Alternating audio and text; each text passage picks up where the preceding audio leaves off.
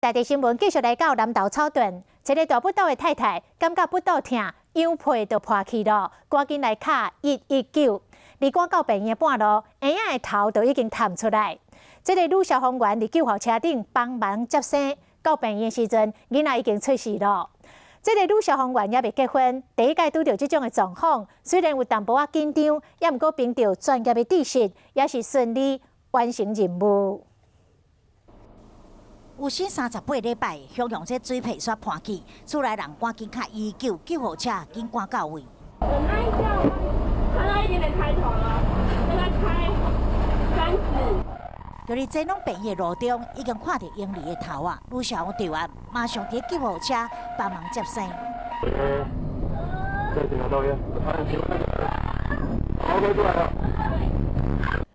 最后到病院的时阵，这婴儿已经对山倒出来，女消防队员抱着这新生儿，病院3房的护士紧接手。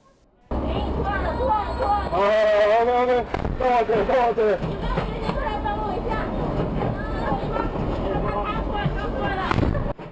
2名消防队员拢是未婚，嘛是第一次伫救护车顶接生，这款经验让因真难忘。